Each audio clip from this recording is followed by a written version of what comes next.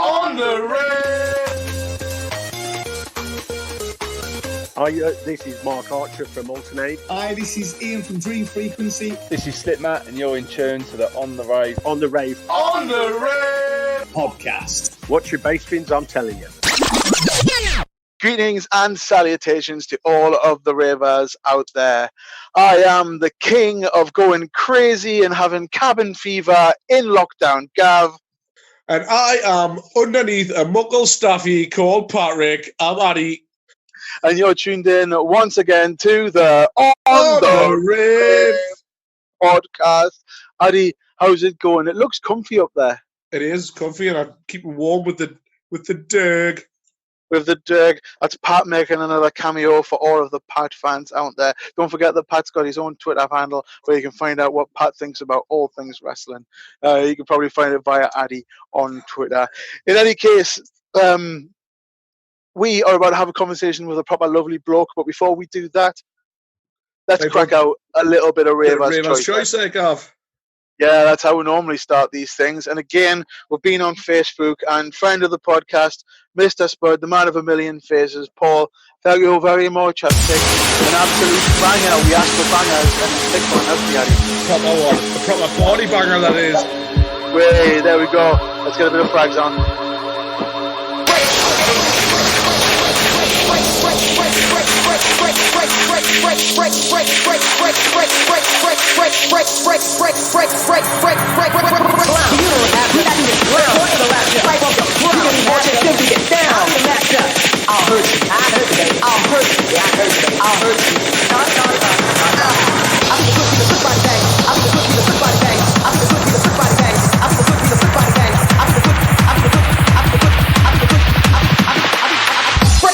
We'll break up.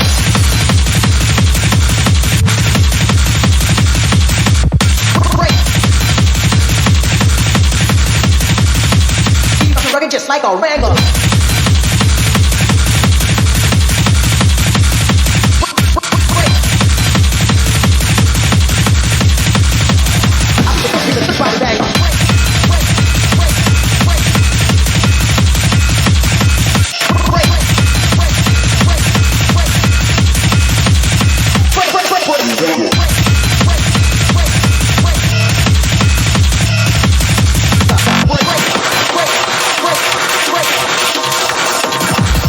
Twist like a hang-up.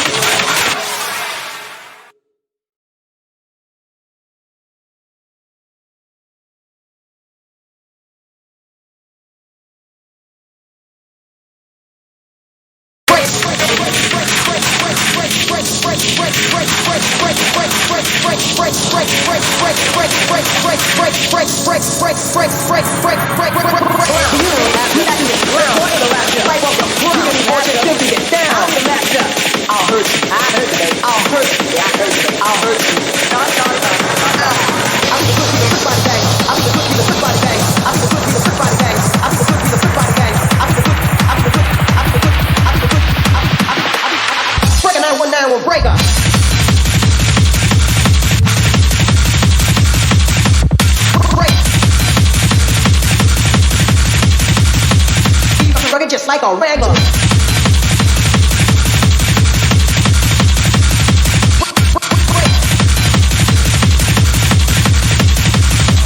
I'm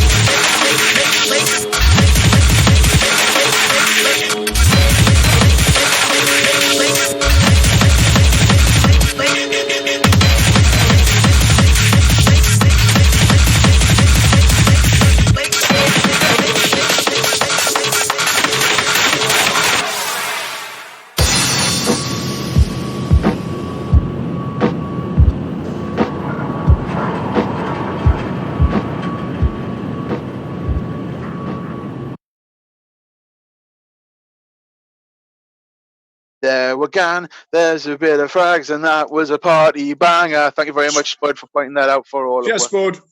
Yeah, cheers for that, lads. And don't forget to keep an eye on what Motion Sickness are doing once the COVID fucks off. I hear they've got light wax on.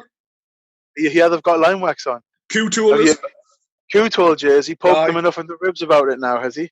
No, it's a lie. No, it's Addie fabricating lineups for local raves there. They should have line wax on, though. Well, shouldn't everyone have line wax on? Like, 1 hour Agent Orange set. On for an hour. Yeah. Every class. As long as Q was the sexy, like, pole dancer out the front, then I'd be all down for that. Q would definitely come to Newcastle for that. Yeah, absolutely. We could grease him up in hot sauce and watch him go. In any case, let's crack on and let's get this podcast on. So you're about to hear a conversation that me and Addie have just had on Zoom once again. Thank you for putting up with the crappy fucking audio quality for now. But in any case, we've just had an amazing conversation on Zoom with someone who was the shared discovery in the podcast just a couple of podcasts ago. You're about to hear a conversation that we had with the awesomely talented JAKAZiD. Addie, guess what? What's that, Gavin? We've managed to convince yet another person to sit on the line with us and talk some shit about rave. Would you believe it, for being a fucking rave podcast and all that? But we are sat on the line now with the shared discovery from 2 podcasts ago, which is mad. It was suggested by Stu, good friend Stewy Robz of the podcast, and he said to get you on, and we listened to your tunes and thought, yeah, let's absolutely get this guy on. So we're on the line right now with JAKAZiD. How's it going, man? Are you good? Yeah, pretty good. Yeah, it's good to be on here. Sound, no worries, mate. Why don't you tell everyone, for the uninitiated, a little bit about what it is you do in the world of music? Okay, so I mean, my main focus is kind of like ravey music, so mostly sort of hardcore, a bit of the faster stuff like the 170 sort of stuff, and also kind of some of the slower rave breaks, sort of old school influence stuff. Yep.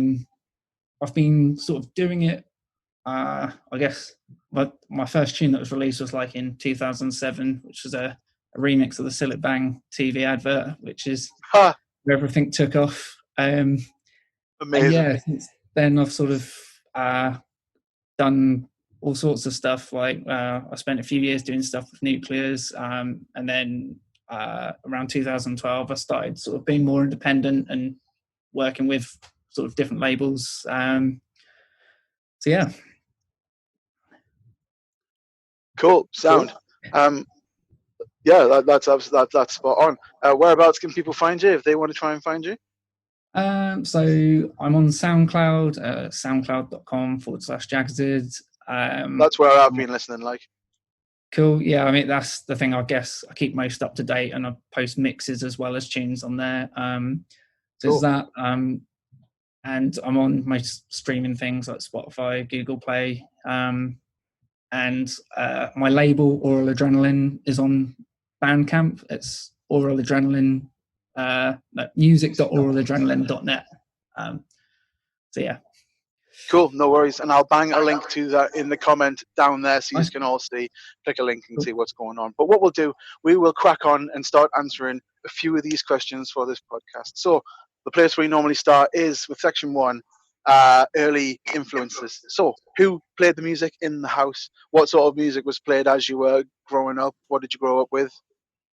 So, I mean, I guess my dad was the one who's more into music, and he was sort of into all sorts of stuff, like a bit of funk, soul sort of stuff, and sort of 80s like synth pop stuff as well. And I guess, so there was music around and stuff, but I think the discovery that really piqued my interest in music was kind of by accident, because basically I think my parents had bought some dance compilation on tape around 1992, 1993, and it sort of had quite conventional sort of commercial dance music on it, but it just so happened that the last track at the end of it was Out of Space by The Prodigy. And I remember when I first heard that track as a basically like 4-year-old kid, it was sort of so different to anything else I heard, like just the combination of samples, like reggae samples, hip hop vocals, break beats, and there was nothing else I'd really heard like it, and that got me interested in the Prodigy from a very young age, which is why I picked one of their songs as my first discovery. Cool. What is it about the Prodigy, do you think, that really struck you as a young'un? I mean, I didn't get into the Prodigy until I was a little bit older. We also always have an argument about the best Prodigy album on this podcast. Before Addie gets into your brain, what's the best Prodigy album, in your view? So, for me, it's Experience, just because the sort of... You've done well. That sort of aesthetic of that album it's the most sort of ravey hardcore album. Like, I do like the later ones, but that's what sort of formed my musical taste, I think, sort of that sound. So yeah, that's why it would be my favorite. I mean, the second album, Jilted Generation, there's some tracks that have that vibe, but that's when they start to go more big beat and electronica sort of. Totally agree. Cool. Yeah. Well, yeah, no, it's a popular choice on the podcast to pick Experience, like, to be fair. And what track is it? It's the correct choice as well, Gav. It's the correct choice. Well, as you keep saying all the time, Addie, yeah, it's the correct choice. But in any case, let's whack a bit of tunes on for everyone. So which track is it you've actually picked?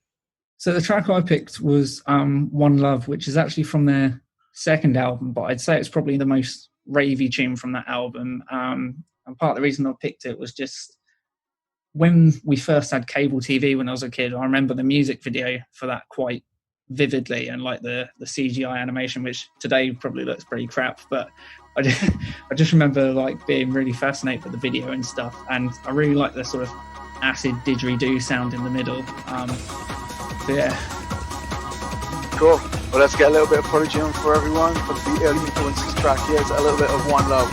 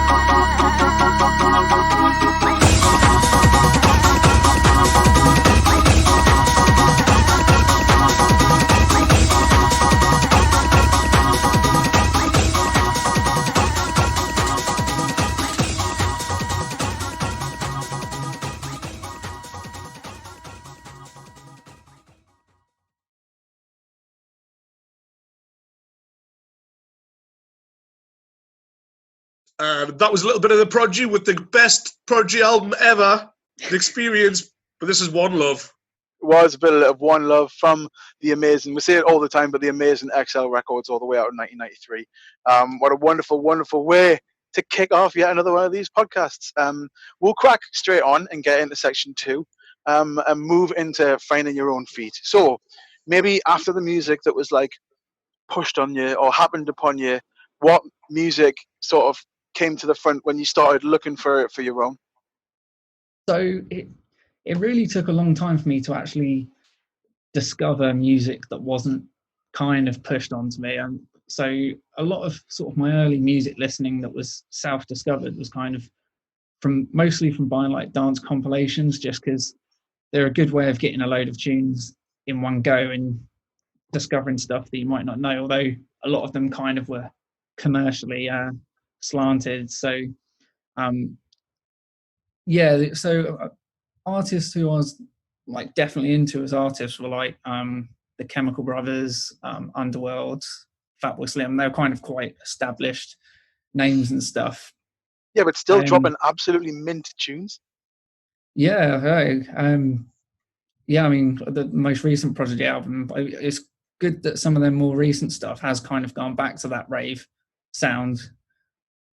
Because I kind of missed it, you know, the rock sort of vibe that they have for a lot of their stuff is cool, but using like the stabs and, you know, like high pitched vocals and stuff is, my jam. So absolutely, yeah. And that's what I couldn't agree with the rocky stuff. I mean, it was going all right, but it's very much felt like festival music at the time. It's kind of catering to that different demographic of the crowd which they were playing at the time.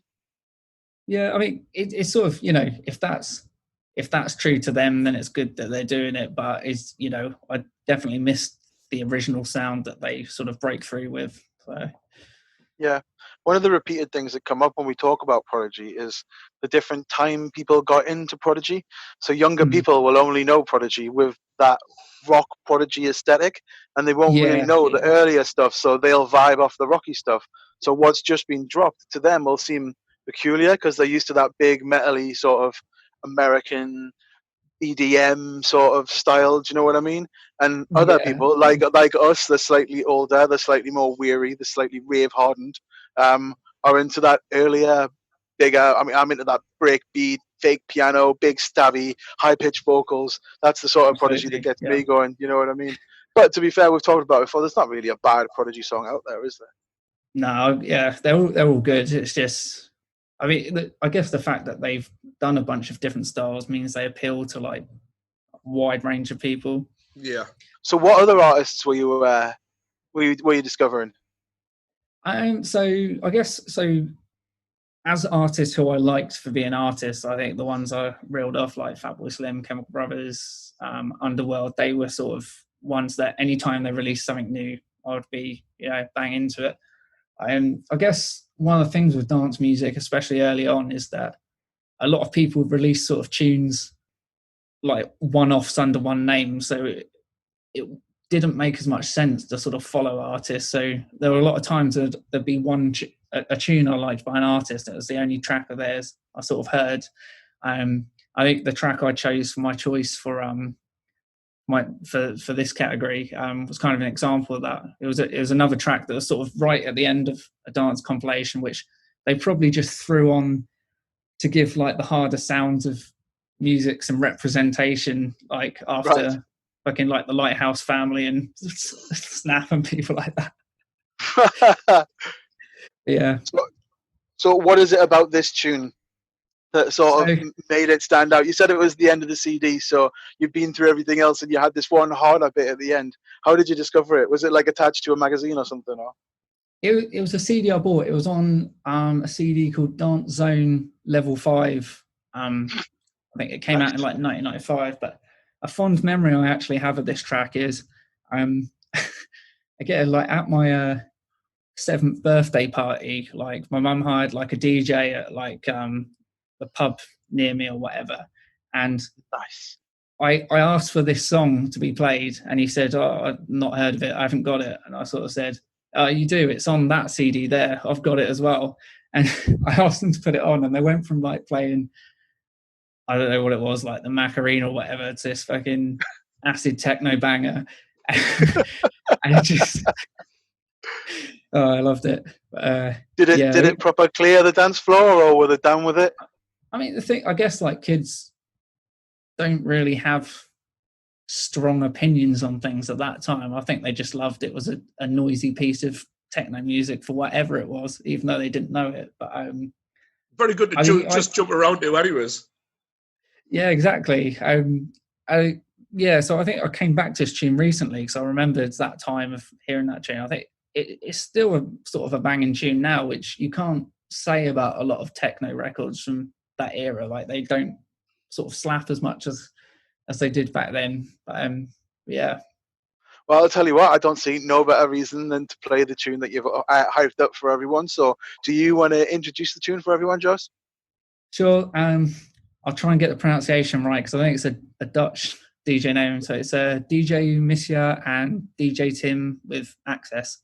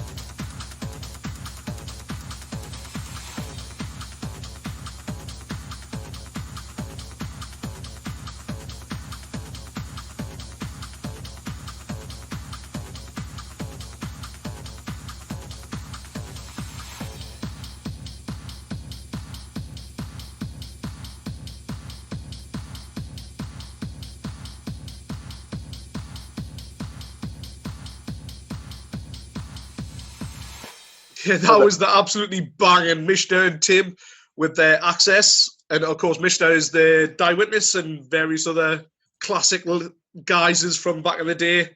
You're always exposing people's pseudonyms, Eddie. Well, it's not a big secret, Gav. It's not a big secret, this one. If it's on Discogs, it's not a secret. No, not a secret at all. Yeah, I suppose. The almanac that is Discogs. Ah, sweet. Let's move along to section 3 of the podcast and talk about first rave memories. I can see the smile on your face, everyone. We are on Zoom, as I say. And let's chat about first rave memories. So, do you remember the very first rave that you ever went to? Or, like the majority of people that we talk about, is it a bit of a spangled memory? So, it is a bit blurry, yeah. I remember because I got into hardcore a little bit before I was old enough to actually go to raves. And unfortunately, although this is probably a good thing now, I always looked a lot younger than I am. So even if I tried to chance it, I'd get ID'd. So it wasn't a possibility until I was sort of 18. So when that was, I guess that'd be like 2006. So at the time I had a mate in Bournemouth. Like a lot of people near where I lived weren't really into the same sort of music as me, but through the internet and stuff, there was a mate of mine in Bournemouth who was like, oh yeah, when you can finally come raving, let's go to something. So I think I went to something at, I can't remember the exact event, but it was probably at Club Destiny in Bournemouth. I certainly remember that a lot of the Thin and Crispy producers were sort of active then, and I was big into their music, and I think part of the reason I was going was because a few of them were playing. I think definitely sort of Robbie Long, maybe Stormtrooper and maybe D-Light were playing, and I was sort of big into all of their tunes, so that's partly why I chose one of theirs here. But yeah, that was a sort of a sound I'm quite nostalgic about from when I first went raving, because their stuff was sort of, it had current sort of sounds for that time, but it wasn't too trancey. It was sort of quite bouncy, which the bouncy sound is sort of wasn't that big sort of down south, at least at that time. So I quite liked their stuff, that it still kept some of that bouncy ethos to it. Yeah, one of the things that often gets talked about is like the north-south divide in music. Like, is what gets thought about, that bouncy sound up north, and then the harder sound. Sorry, the harder sound up north and the bouncy sound down south. Have you found that while you've been out playing and stuff like that, the different sounds? So I didn't really understand that until much later on, because I didn't go traveling that far to raves until a bit later, when I started getting booked for things further away.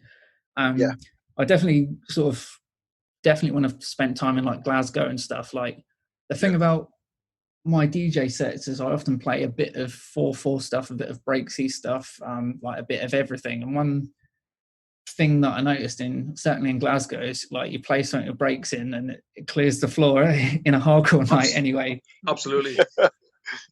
Yeah, they want it to be 4 to the floor and hard as like. Yeah, I don't have a problem with that. People like what they like, but that's it. In a way, I like that people are still into a lot of the bouncy techno sort of sound up there, whereas it's not so big down here. Well, there's still quite a big scene for the bouncy stuff, especially places like Glasgow and Edinburgh. Yeah, I've definitely felt like, obviously that's where Scott Brown is from, and he sort of pioneered some of that sort of bouncy techno sort of sound back in the day. Yeah, a lot of it. Under a lot of different names, as we've already discussed as well. So cool. So so if you go back to that one night, is there one tune that remember that sticks out that you'd like to play to everyone as your first rave memory? And is there a story behind it?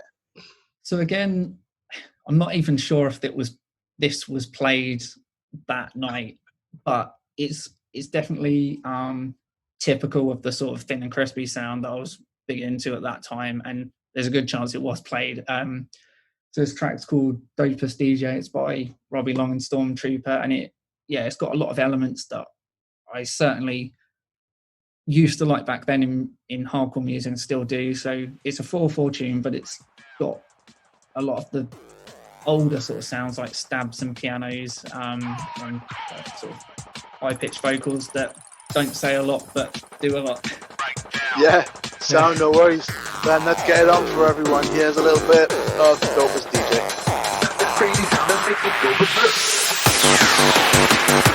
Right now.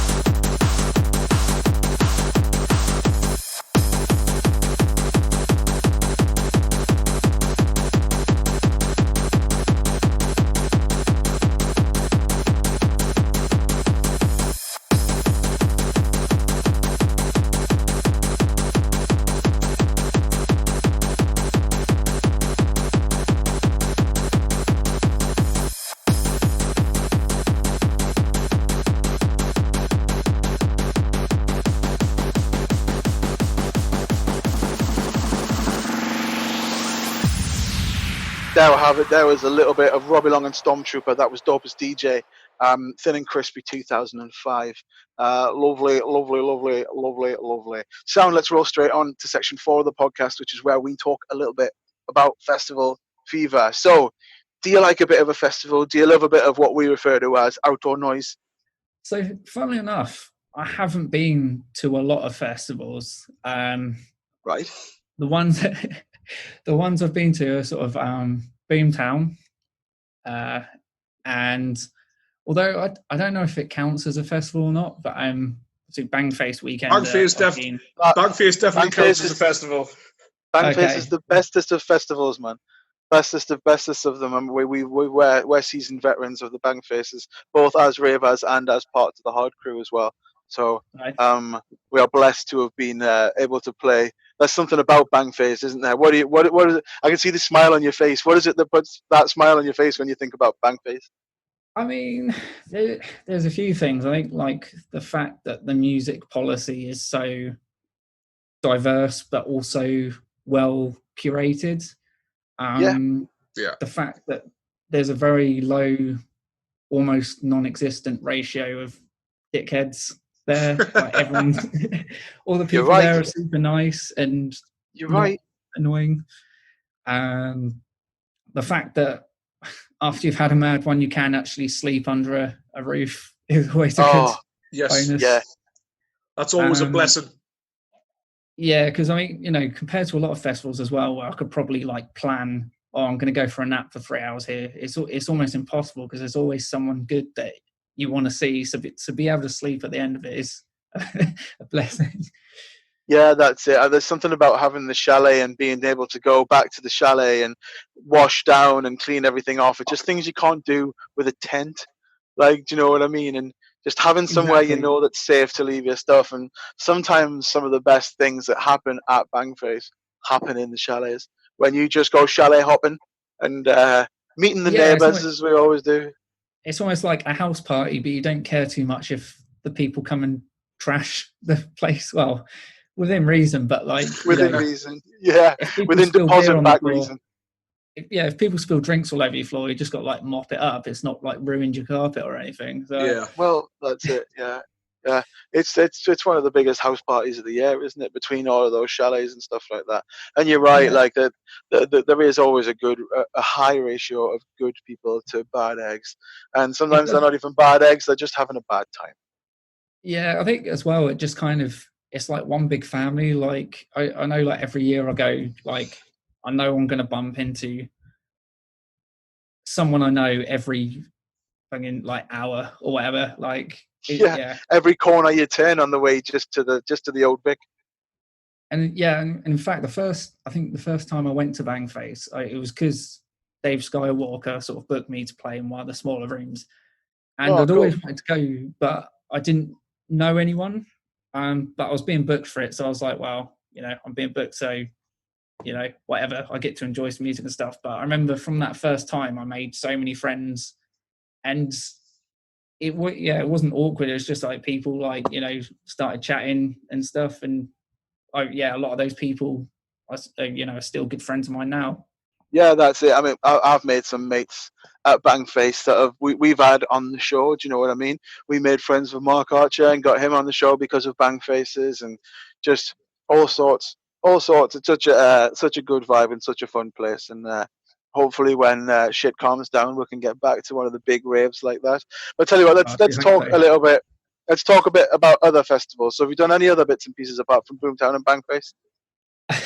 So, no, basically they're the only two I've been to. No, that's cool.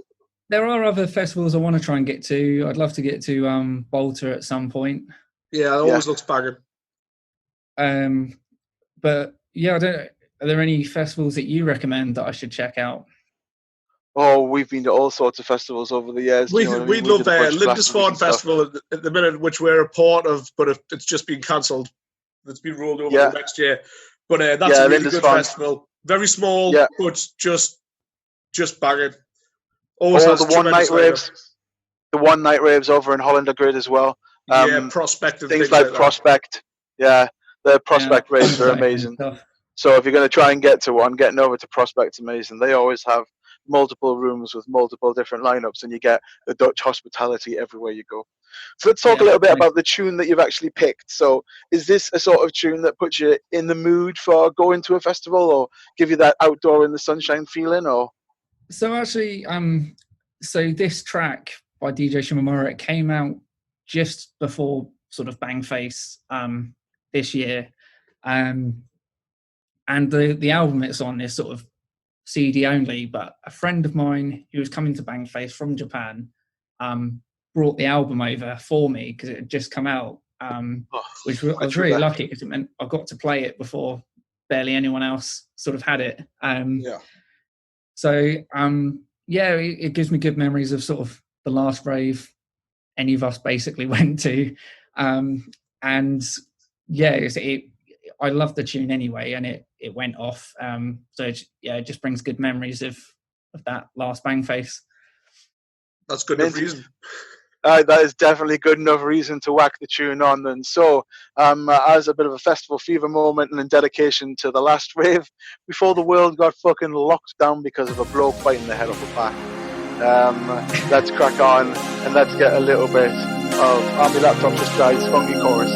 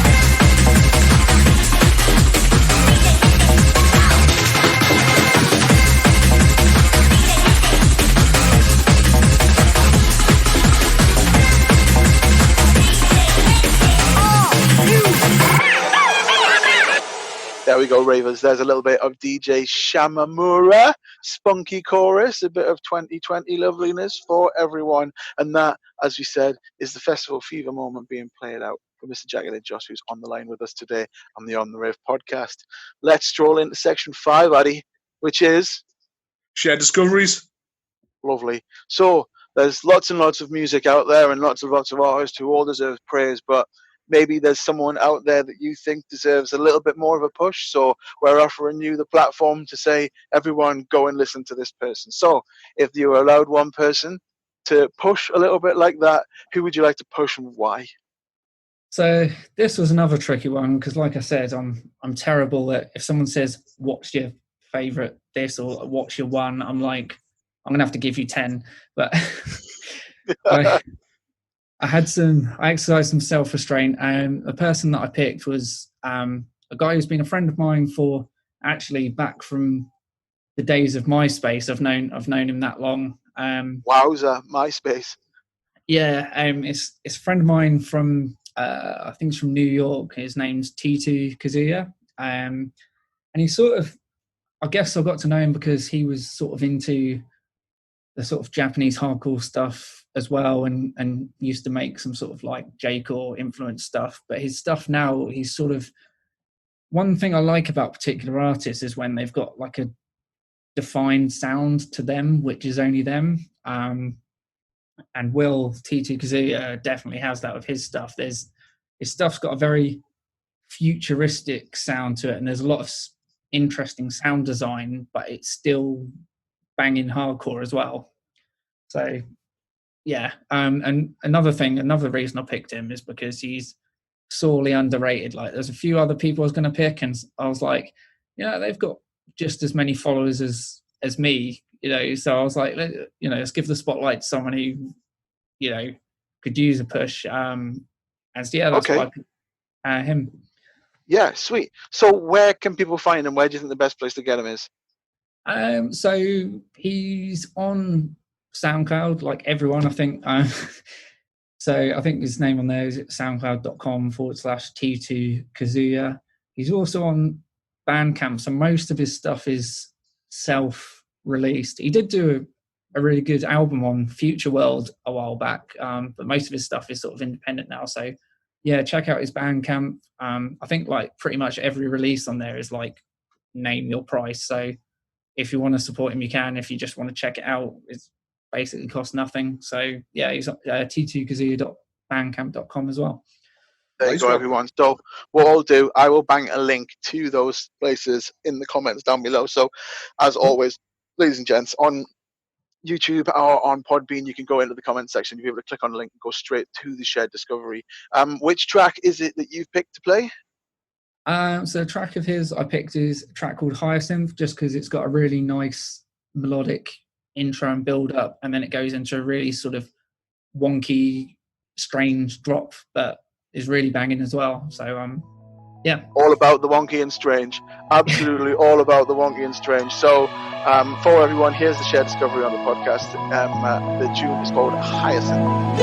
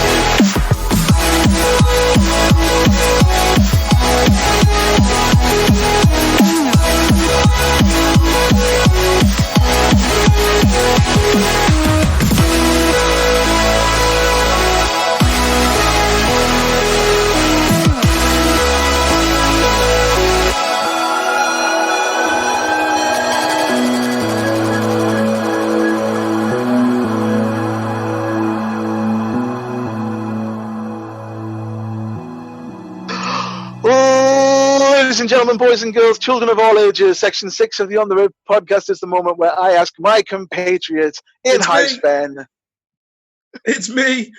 And I'm going to start off pretty much the same as the last show. You are making your way into Pontins in the lovely Southport. You walk past some giant crocodiles. There's some dubious mini golf going on, and there's some people hanging around with big bottles of Buckfast, but you push past them and past some dodgy security. You're making your way past the giant 303 into the Queen Vic, and there's a DJ on who's played the best tune that you've ever heard in your life. Are you hands in the air, or are you screw facing down? Ooh, I have to go for, if it's a real banger, it's got to be Screwface. Oh, Way! There we go. Yeah. What is it? What sort of tune then puts that screw on your face? What sort of? Is there a certain genre, or is there a certain sound? I think it's, for the most part, it's if a track's just like really aggy, like, you know. Aggy. Aggro. Aggressive. Choice word to describe. It is a choice word, like, just, you know, when but, a tune's just aggy. Amazing. Yeah, so, you know, a lot of drum and bass is actually, to me, quite like clinical, but there's some drum and bass, like some like DJ Hazard tunes where it's just like raw, like the mix downs are a bit rough and the track's just a bit rough around the edges, and those kinds of tracks like are just pure aggression. Like, yeah. Spot on. Yeah, I'm sure that I've been in the crowd during DJ Hidden and had a screw face on as well. Addie, I'm sure I've seen you do that between bumbling around and being too famous. Yes. Yeah, I do like standard aggression in everything. The way I call it after parties, if a track makes us want to flip over a coffee table and just break it into bits, that's exactly the track I want. Whatever's going to hurt the people who own the household. So, cool. So at least we know you're a screw face. Is there ever a sort of moment where you would be arms in the air? Is there a sound that could do that to you, or do you think you're mostly screw face? You know, punching the deck and just enjoying Agent Orange a little bit. So, I mean, you know, if the track is really good, I would say they're probably not like mutually exclusive, but definitely if it really, you know, bangs, then it's going to be Screwface. But if it's just a great track that I like, then definitely I'll throw my hands in the air. Sound. So, you just told us a little story there while we were in between cut about why you picked these two tracks. So, this is the moment, Addie, where. I haven't got an air horn. I normally have an air horn, but it's at Gav's and we're not allowed to see each other, so I've got to use my mouth air horn. It's a 2 and a 1, Gav. It is a 2 and a 1. Now we've gone and got a bit of wild card played for Section 6, which is a cool little place to play the wild card. So you were telling us beforehand a little story about why you picked the two different tracks. So tell her a little bit about the first one, and we'll drop that, and then we'll come back in and you can tell her all about your wild card. Oh, yeah. So the first track I picked, because it was a track as a DJ that just really went off for me. So this track it wasn't released, but I got sent it by the guy who made it. After I asked very nicely, I was like, I've got a gig coming up and I really want to play this. And amazingly, it was like, yep, here you go. And the gig I played it at was probably, in terms of attendance, like the biggest gig I've played. It was in Chicago. Funnily enough, it was at an anime convention. It's kind of a strange venue for a rave, but must have been something like 1,000 odd people, maybe more. And I dropped this track, which, you know, not a lot of people had at the time because it was basically unreleased. And I dropped it and it went off. And hearing the tune on a massive rig as well, it just, I was like, oh, this is amazing. So it was at a big convention. So was there like a sea of people dressed as Sailor Moon and Wookiees and stuff like that going absolutely off? Yep, amazing. Amazing. I'd be so up for that. Like, that sounds absolutely mint. Just off the top of your head, what was the ragest costume you can pick out of the crowd? Oh, you know, there's some some really funny costumes. You know, there's people like dressed as like a YouTube video, and they've just got like the YouTube frame here, and like walking around like that. And yeah, just, you know, really like niche video game characters as well. There's a lot of them. So it was a Gamescom you were at? So it's an anime convention, but I think that brings a sort of geeky sort of demographic. So there are people who dress as like video game characters as well, and stuff like that. There, you know, there's a lot of overlap. Sound, get in. Well, let's get this first track on then and get it beasted out for everyone. So the tune that you've picked is by the amazing Ritalin, and it is called Welcome to the Aerodome.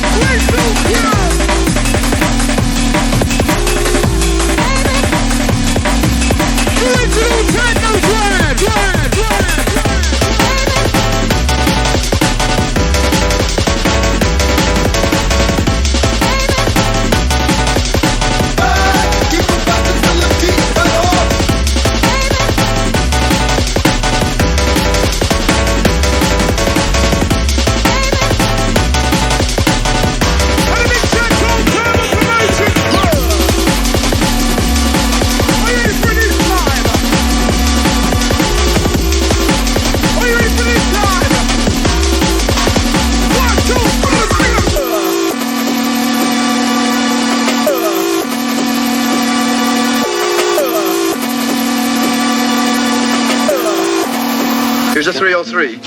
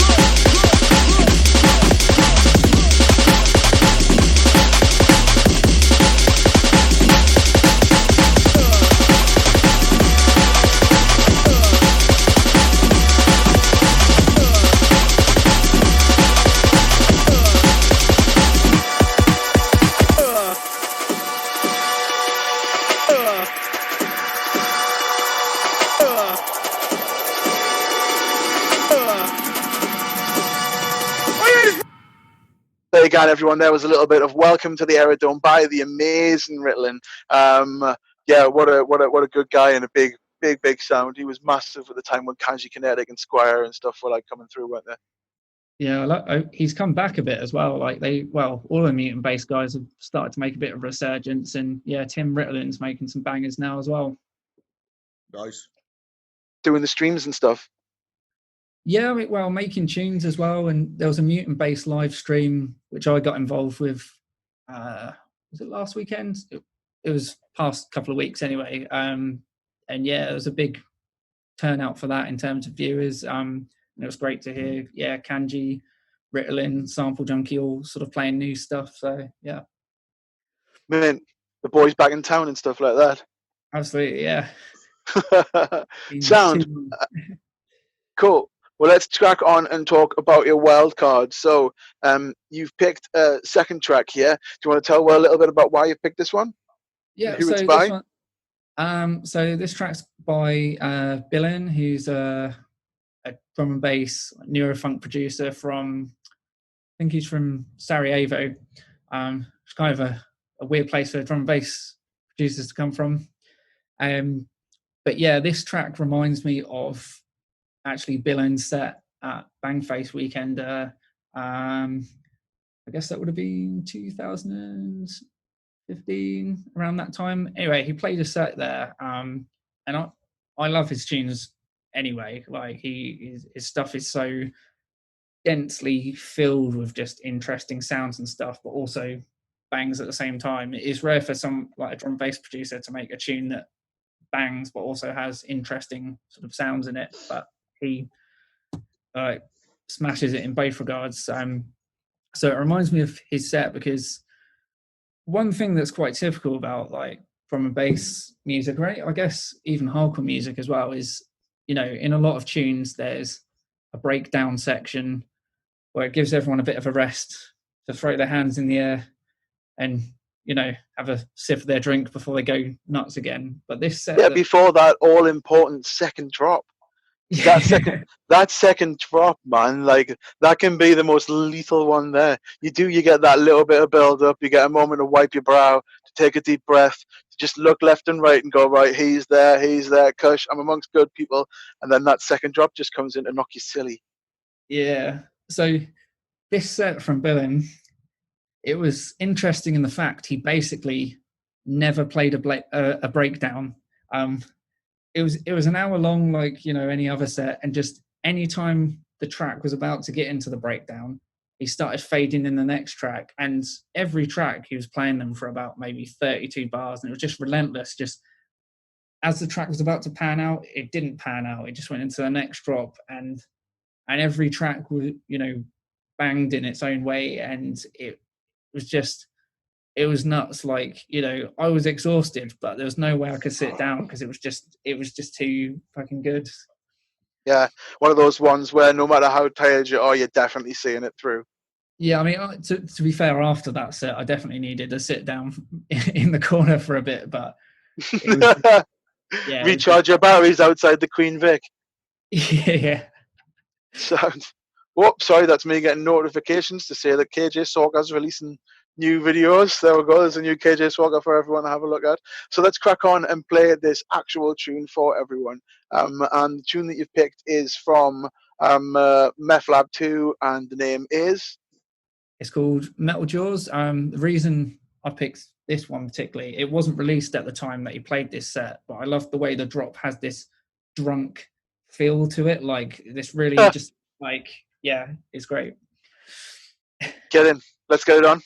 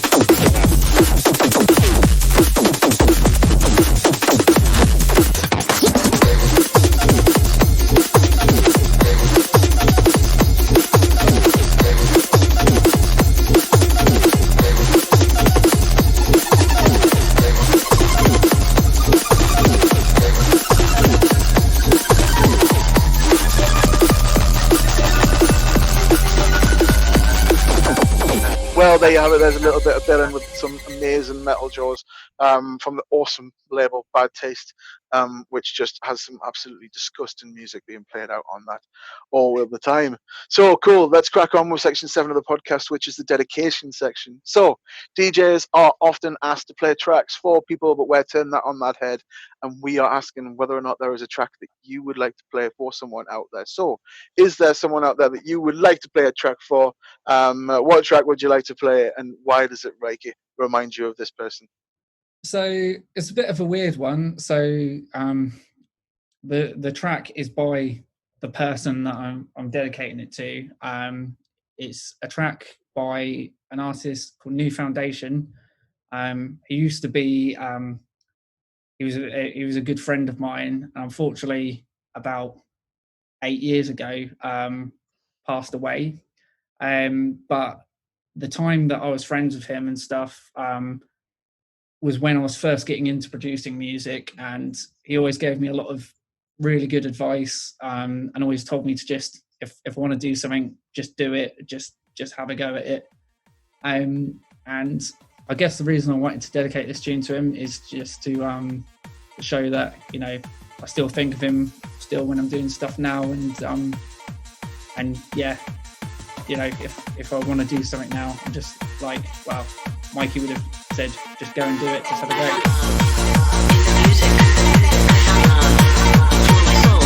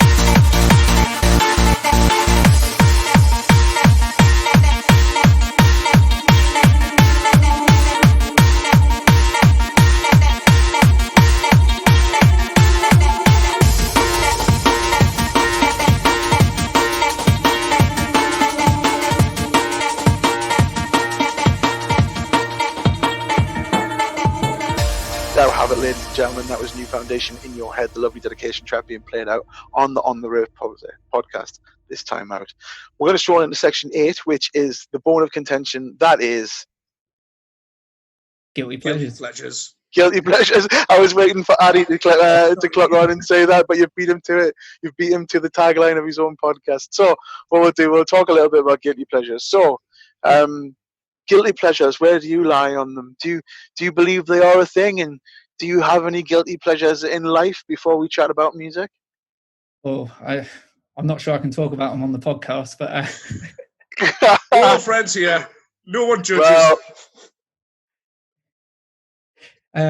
I'll leave it. I don't want to say anything incriminating, but in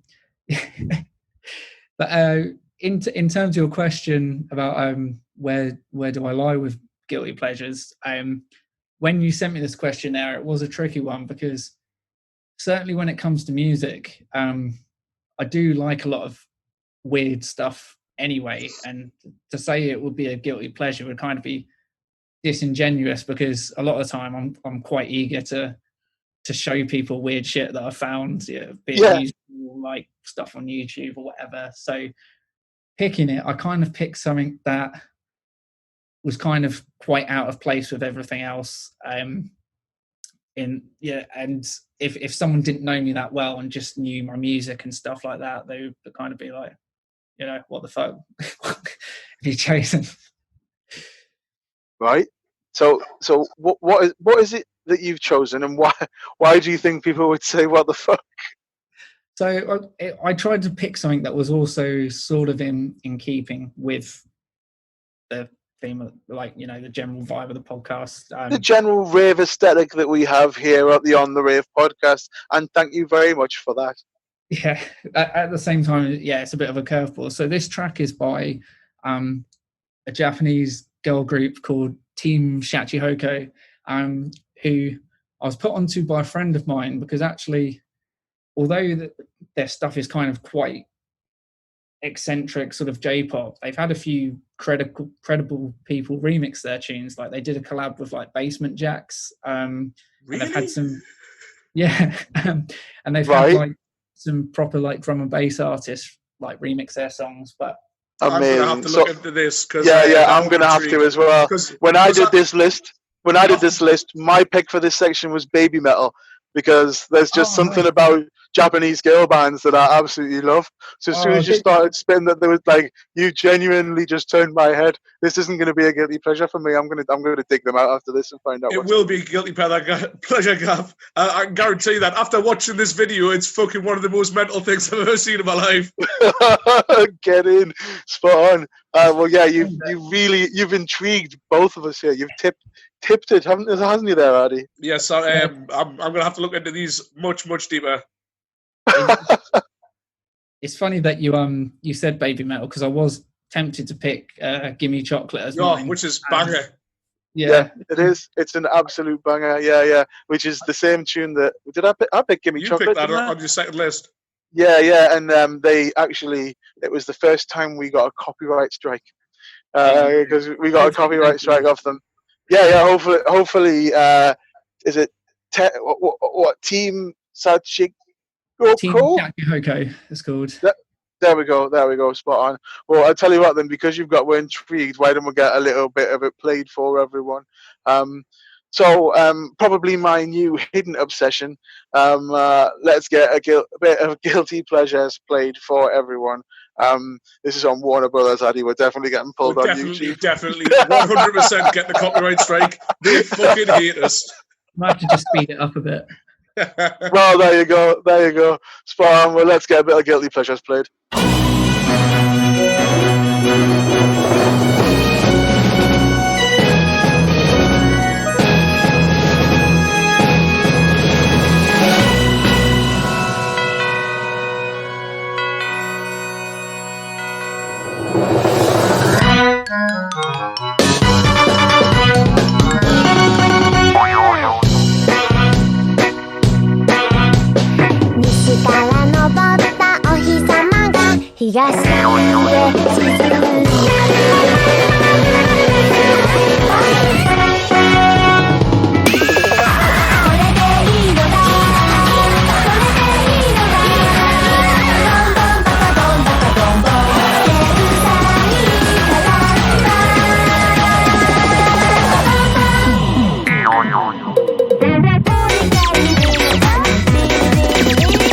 柳の枝に猫がいる。だから猫柳。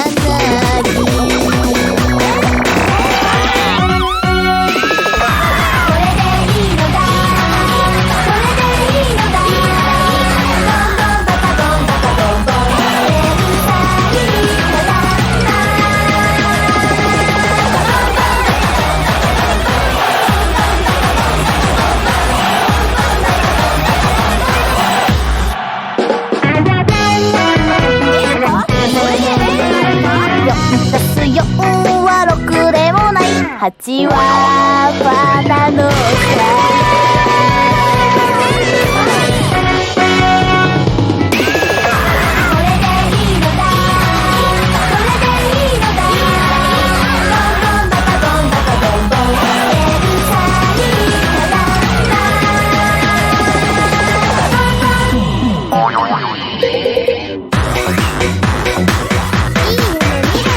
崖から落ちて怪我をした。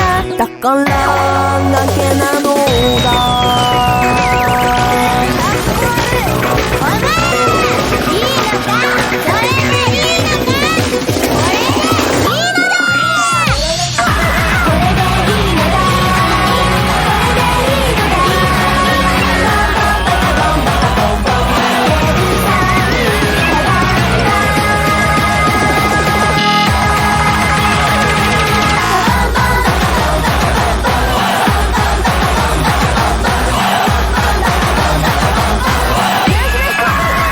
でスタート切れ出す。それで事故なのだ。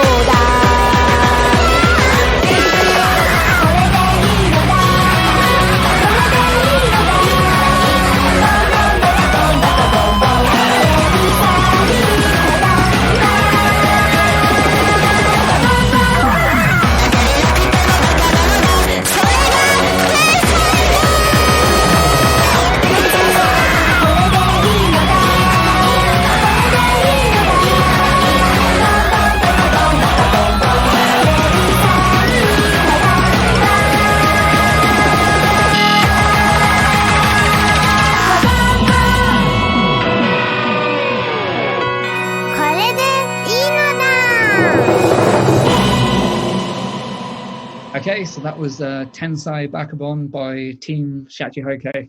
Mint, Spotty Dog. I didn't want to touch that pronunciation, so I passed it over to the person who had suggested it. So let us all know in the comments below whether or not you think that is a guilty pleasure, or whether or not you think it should just be worn on a sleeve and that everyone should be proud of it. Speaking of pride and proud, let's move on to some proper musical talk, and let's crack on a little bit about goats. So, the greatest of all time is a moniker that gets thrown around a lot. And we're wondering whether or not you currently have a goat, or if there is someone who stands out as your goat. Do you want to talk a little bit about them, and then tell everyone who it is, and we'll crack a tune on? Yeah, sure. So again, when you sent me these questions, because I'm just terrible at picking one, to say who's my greatest of all time, I was kind of like, that's a tough one, because I think with me, I certainly sort of go between things that I'm really into. Like I get really obsessed with one thing and then come to something else. And so there were a couple of contenders that I was trying to pick between. It was either going to be Scott Brown, because he's just a legend, both of course, yeah, legacy and he's created with the hundreds of bangers he's written, and also he's just a lovely guy as well when I've met him, and proper joker and stuff. 30 odd aliases, Addie was saying last time out. 38, I counted it. 38 aliases, Jeemus. So I didn't pick him, and I hope he forgives me if he watches this. If he is watching this, ping one message and answer the questions, mate. Yeah, it'd be good to get him involved. It'd be interesting hearing his answers. But, yeah, definitely would be. Yeah, so the person I went for instead is more of a recent, not that recent, but more recent than Scott Brown, I guess, discovery, and that's Titch of Off Me Nut Records, aka SpongeBob Squarewave, aka half of Squara Gothos, aka he's got so many aliases. A few less than Scott Brown, but yeah, still many an alias. And again, someone who we've met multiple times. We had him on for a gig in Newcastle that to this day is the only time I have ever financially gained from a rave. And I was putting raves on for 12 years, maybe in the middle of my life. And I managed to make money once, and it was because of these lovely, lovely gentlemen. What is it about Titch? What is it about SpongeBob SquareWave and Square of Gothos that really get you going? So I guess Titch in general, I just think is amazing because of, firstly, I didn't realise that basically half the artists on Off Me Nut Records are just him or him with someone else. And when I found that out, I was like, wow, he can basically put his hand to anything. He can do a bit of everything, can't he? He's even done like sludge metal and chip tune and stuff. It's like, yeah, it's ridiculous.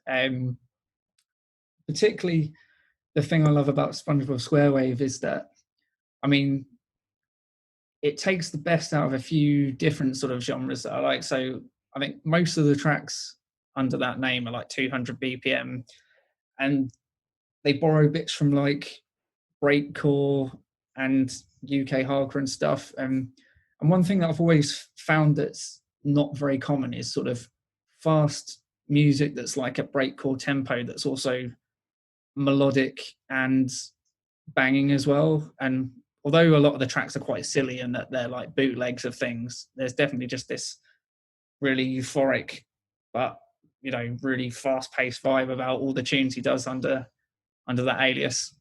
Yeah, absolutely. I mean, he does such a wide range of stuff. I mean, they'll be remembered for some of the bigger ones they've done, like What Better Way has got something like 4 million players on Spotify when I was looking earlier today, which is just an absolute tune between the crazy banger bits and the piano and stuff like that. And then like an anthem at the sort of wobbly bassline nights that was played in Newcastle for ages is it Gloves, Hat, Hood? Like, which is another just totally silly tune, but it's just absolutely amazing. Like, and what a fucking, it's a beast. And that bassline sound coming out of Sheffield's got its own crazy identity, but they really do turn their hat to everything. And a few of the lads are really good there as well, because Mikey Dankel? Who's a really nice bloke as well. He came up to Newcastle and just absolutely smashed it, like, really good lads. But yeah, the Off the Nut lads are really good lads, like, so cool. Yeah, so certainly for the past couple of years, it's not uncommon for like pretty much most of my sets will end, because I usually try and end on a really high BPM tune just as a final sort of fuck you to the person who's on next. I know that trick well, Gav. I know that trick well. A lot of the nights I play at, people aren't going to clear the dance floor after that anyway, but I just like to really just push everyone's energy to the max at the end. And so it's not uncommon for me to finish on a SpongeBob SquareWave tune. Yeah. Cool. So of all of the ones out there, which one do you think sort of best encapsulates SpongeBob SquareWave? What track should people put on? You can find them all over YouTube, and again, you can find them on the likes of Bandcamp and on their own website as well, can't you? Yeah, so the one that I've picked here is not necessarily the one that I would say is most typical of him. For that, I'd say maybe like one that I really loved and I played quite a lot was R. Kelly. Well, it's called Our Kelly. It's just like a medley of like R. Kelly tunes at 200 BPM, and the drop in the bit after it plays that I Believe I Can Fly vocal is just fucking mental. But I didn't pick that one this time. I picked one from his latest album because I wanted to promote something new of his, and this is probably one of my favourite tracks from the new album. It's called Put the Squeeze On. This one, I don't think like most of the tracks on the album are kind of very blatant bootlegs of 2 or 3 songs, whereas this track is kind of mostly an original thing in its own right. I think there is a vocal bit in the middle, but yeah, it's a banger, and it again, like I was saying about like tunes that are real screw face tunes. This one's certainly one of those for me. Yeah, ticks that box. Does. Spot on. Right, well, let's return to the rave and get a bit of SpongeBob SquareWaves whopped on. This is Put the Squeeze on. Put the squeeze on, put the squeeze on it, put the squeeze on it, Put the squeeze. put the squeeze on it, put the squeeze on, put the squeeze on it, Put the squeeze on it. put the squeeze on, put the squeeze on it, put the squeeze on it, Put the squeeze. put the squeeze on it, put the squeeze on, put the squeeze on it, put the squeeze on, put the squeeze on it, put the squeeze on it, Put the squeeze. put the squeeze on it, put the squeeze on, put the squeeze on it, Put the squeeze on it. put the squeeze on, put the squeeze on it, put the squeeze on it, Put the squeeze. put the squeeze on it, put the squeeze on, put the squeeze on it.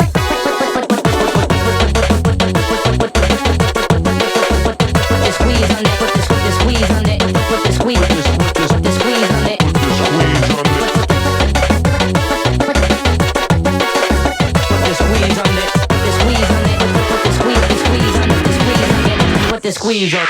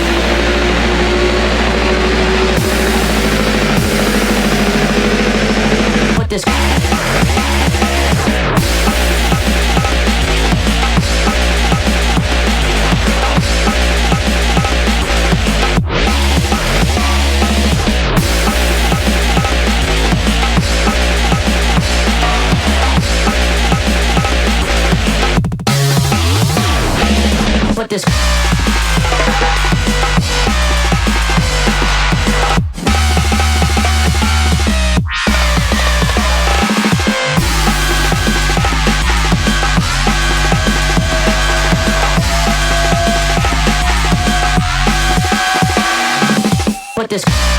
Put the squeeze. Put this. Put this. Put this. Put the squeeze. Put this.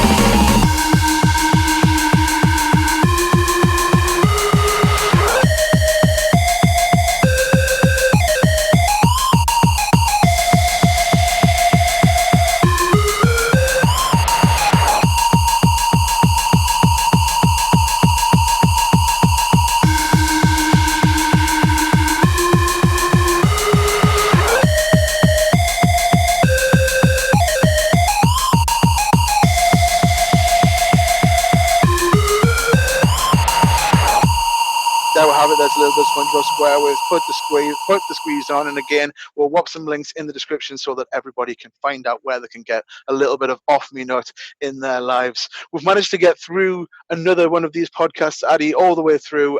We'd like to thank Josh JAKAZiD for sitting down and having a bit banter with these two mad bastards. As I say, you were recommended to us by someone a couple of podcasts ago, and it's really nice to get to sit down and we've got to like discover your music and have a good chat with you. So we're going to tie it all off with section 10, which is the personal anthem, and I believe you've actually picked one of your tracks. Yeah, I thought it'd be a wasted opportunity not to get some self-promotion, exactly. I love me, who do you love? So what's the name of the track? Where can people find it if they want to find a little bit more of your work? So this track's called Technique Checker. It's on a Japanese compilation, which fortunately, unlike a lot of them, this one's available digitally and on Spotify now, so it is easy to get hold of. It's on the album Hazard Attack 3, which is on Lilium Records. And I picked it because in terms of my own tracks, it's probably one of my most recent ones that, although, well, I made it 3 years ago now, but it's one that I've not got tired of playing because it says a lot about me as a producer, but it also just bangs in general, I think. Spot on. Right, well, as you said, thank you very much for sitting down and having a bit crack over. And this track, as you said, is JAKAZiD with a little bit of Technique Checker. Josh, say goodbye to all the Ravers. Thank you very much. Thanks for having me. Cheers, Josh. Cheers, Josh. Check the technique.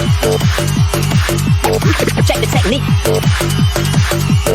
Check the technique. Check the technique. Check the technique. Check the technique. Check the technique. Check the technique. Check the technique. Check the technique. Check the technique. Check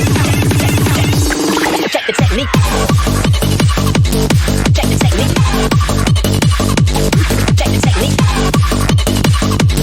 Check the technique.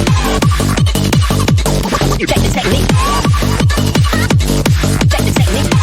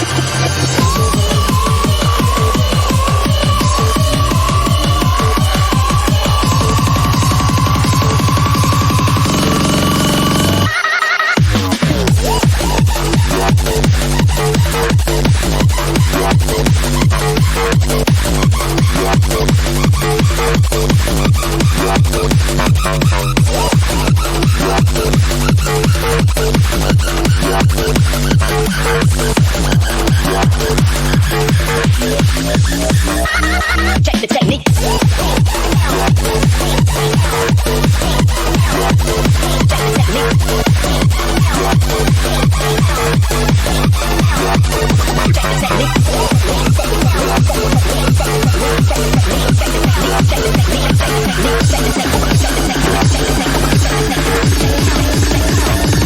Check the technique.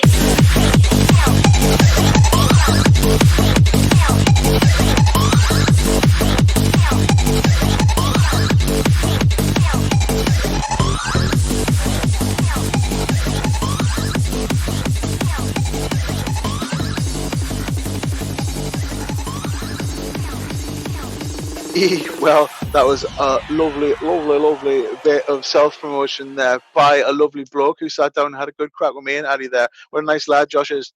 He is. What a nice man. What a nice man.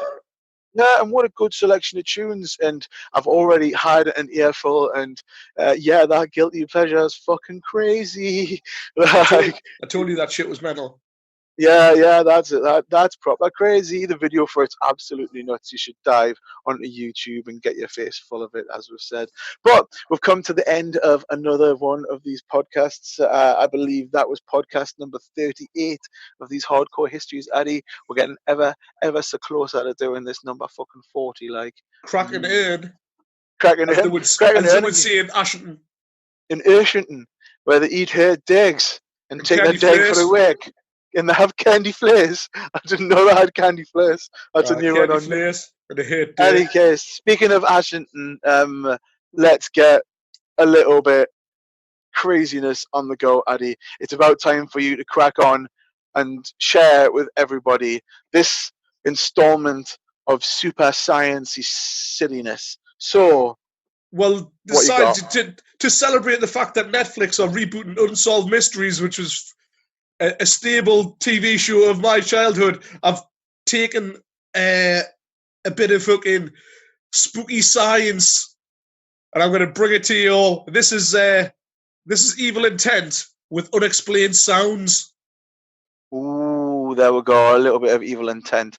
There are some spot on way to end yet another one of these podcasts. Thank you everyone for listening and for sitting down and tuning in and putting up with our bullshit. Again, it is very lovely that you invite us into our homes, and it's lovely. Then just get in touch with us, feedback and stuff like that. So leave some comments and Addie will read them out and we'll crack on and get a little bit of science on the go for everyone. It's been lovely having you all stop by. My name is Gav. I'm Addie. And we are now officially off the rave.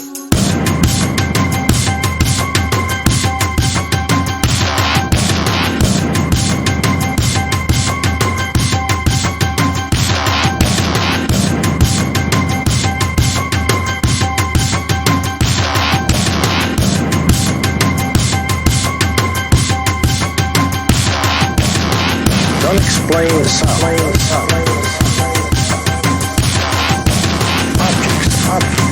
That move for no apparent reason. Hidden psychic power in the mind of an individual. Experts call this poltergeist activity. Some believe that such activity is not caused by ghosts, but rather by psychokinesis, which unconsciously moves up through space.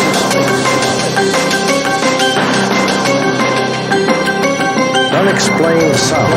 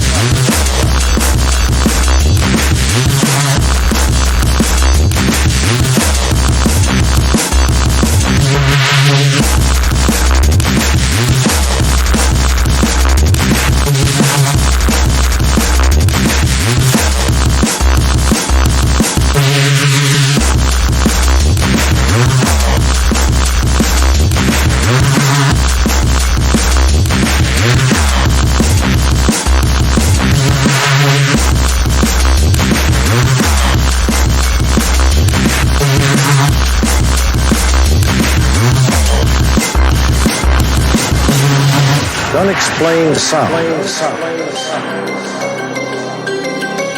Objects that move for no apparent reason. Hidden psychic power in the mind of an individual. Experts call this poltergeist activity. Some believe that such activity is not caused by ghosts, but rather by psychokinesis, which unconsciously moves out through space.